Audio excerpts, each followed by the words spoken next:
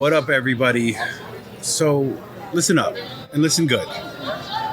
The difference between a contractor who's been in for a while, someone who knows the game, can be broken down very simply. Is do you know who in the hell that I'm sitting next to right now? Because either you know Ed Traud or you don't.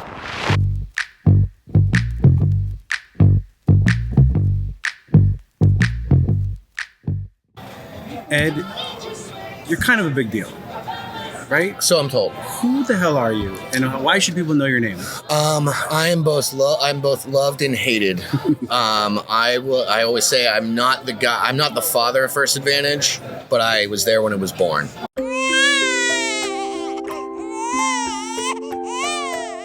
I helped build the process, the systems, and then realized very quickly I couldn't do anything from that side of the table. You heard it right here, ladies and gentlemen. Ed Traud, the wet nurse of First Advantage. That's me.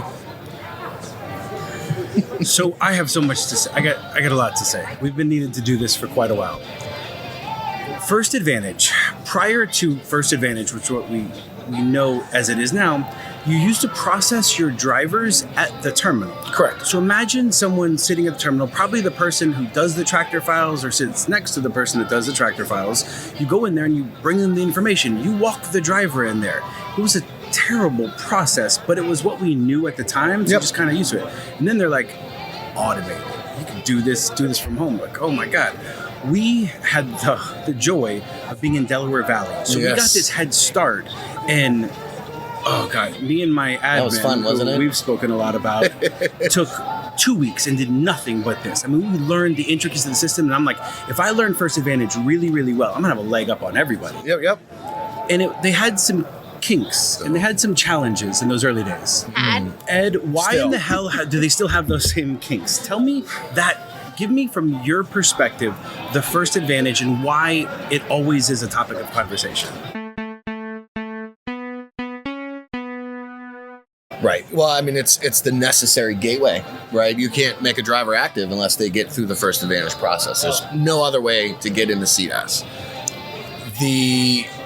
At the heart of it, there's so many DOT regulations that are required, and then when you start doing applications and collecting personal data, now you've got like the Fair Credit Act is in play and HIPAA's involved. So there's lots of layers, and I don't know if you know this or not, but FedEx is a law firm that has a bunch of engineers that deliver packages, right? So that's a great example. Right? So anytime you do anything, the lawyers are at the table. Yep. They're always at the table. They always slow things down, usually for good purposes, right? They're protecting the brand. But the more layers of data and availability of information, the more the lawyers dig in and start shutting things down.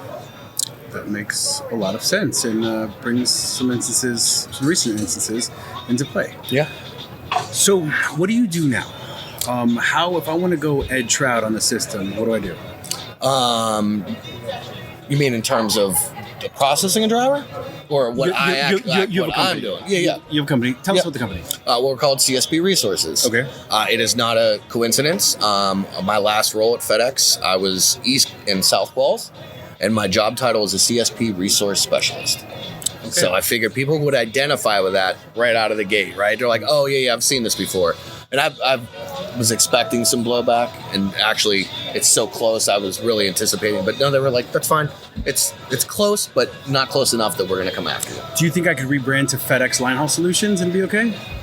You might be in trouble with the FedEx part. If I put FedEx in front of it, then, that's a whole different market. What somebody's working with you, what do they get? Give me the they will. So the first thing we pride ourselves in is I will always answer the phone. I will always give you an answer. You may not like it, but you will get the answer and you will get a solution, right? That is, if it's 9 o'clock at night or 9 in the morning, I will answer my phone. Not many people do that. My wife will attest to it. She hates it, but she understands it.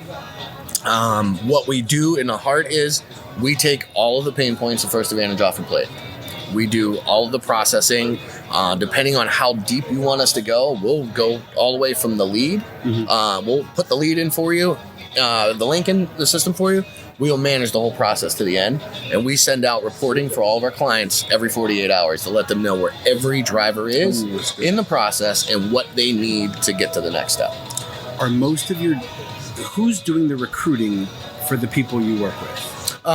It varies. Like I would intersect with pretty much every recruiter in this room, and then some. We work with Tony's team. We work with Square One. We don't work with them directly in that instance. We're usually hired by the client to do the back end piece of it for them. Okay. But we have an exchange where like Tony's people send us the leads on behalf of the client. We put them in the system and we usher them through to the end. Let's get deep, real deep here. Okay. Our conversations when you were still at FedEx were wildly productive because I had somebody who worked at FedEx, like also worked at First Advantage. Like you told the line, and you just, if there's a problem, it's just call Ed. He'll get this driver through, because why do we need to wait 3 days for this issue when it's ready to go now? And the processing, and it wasn't 24 hours back then. But there's no Ed Traud that took over for you when you weren't employed at FedEx. Nope. So what, from a FedEx perspective right now, how does FedEx step in to adjust the things that need to be adjusted? And is it only East Qual or the different quals? So the qualification team, it's a very interesting space. A lot of people don't understand this. Safety owns the qualification space. Okay. But contractor relations, specifically driver qualifications, that team of like 8 people, they're in charge of it. So they have no teeth, right? They can tell you what needs to be done or who needs to look at it, but they aren't allowed to make those changes or adjudications. Okay. Right. So I kind of feel bad. That's why I left. And a contractor's only option is to send an email that is not the most efficient way to solve the problem.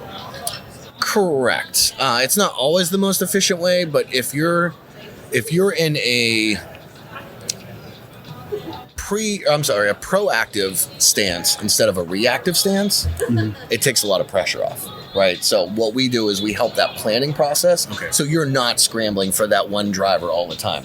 We know in advance, we can predictively look at the data and say this guy should be ready to badge by Thursday.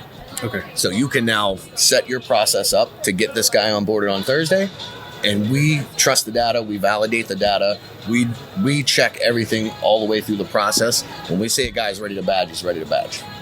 And if he's not, I'm on the phone screaming at somebody at First Advantage or FedEx because I babied that thing all the way through the system. I watched all the boxes check. I went in as the client, I went in as the driver. It was right. So someone else foobarred it. So you were a former FedEx employee who now started his own thing on the other side. Correct. I know somebody who's in the similar situation. Any advice over these couple of years that you can give to Morgan, kind of how to navigate her newfound? Yes. Save the relationships. Yep. Right. You built some crazy relationships with contractors, with other employees in the business. You have trust, you have credibility, you have value in that space. They're gonna kick back on you, right? You're no longer on their team. Right. Even though you're trying your best to do everything you believe is right for the drivers and your clients, they're still gonna doubt you, right? I face it every day. Know when to walk away. Right. And it's tough, right? I got into a screaming match the other day with a senior manager out in Cedar Rapids, and the client's on the phone and he's like, Ed, back away. I'm like, I'll back away. I know we're in a dangerous spot now, but I just need you to know you are wrong. Right? That is not how this works. And it's a lot of fear, right? It's a lot of misinformation. They probably tell you all the time, don't mess around with First Advantage. Don't mess around with driver data. Which is right on the front end, but on the day-to-day, who updates the doubles endorsement, right? Right. We get in this argument daily. Well, no, that comes from First Advantage. Who does that? The station. Right? They go in, they look at the driver's license, click the doubles endorsement. That's how they verify. I fight that fight every day. Like, wow. Right? It's little things like that. Just knowing who does what and knowing when to suggest things without being too aggressive. Right. We live in a day and age when if I was in college right now and I needed to write a report, I could log on to AI software and have an entire report written in like a half an hour. Yep.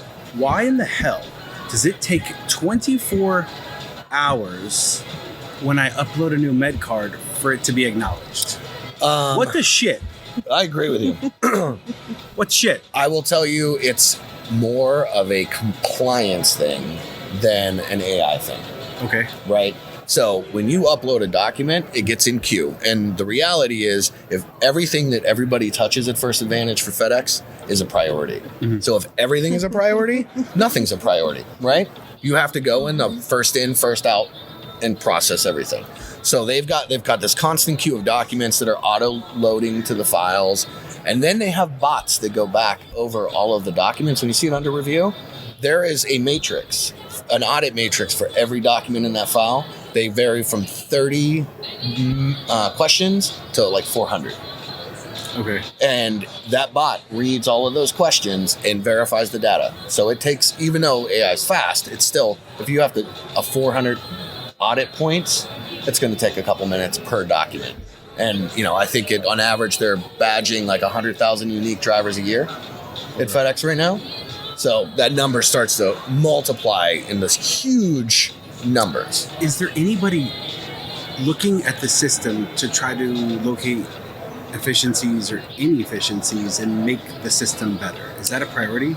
It is a priority, but it's a balance. Does anybody at FedEx understand how, both of you, does anybody at FedEx understand how miserable that process is and how detrimental it can be to the success of running your business? Yep.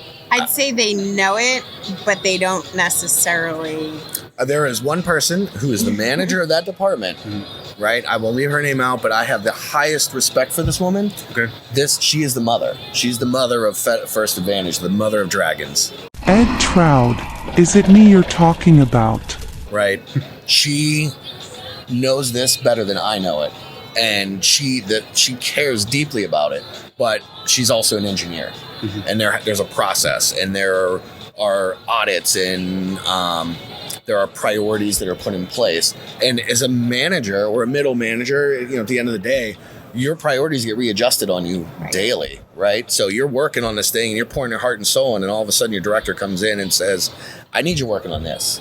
And that happens a lot in that group. And to be fair, they're understaffed. There's about 8 people in that group. One who does... For 100,000 drivers. Yeah, there's for the whole country.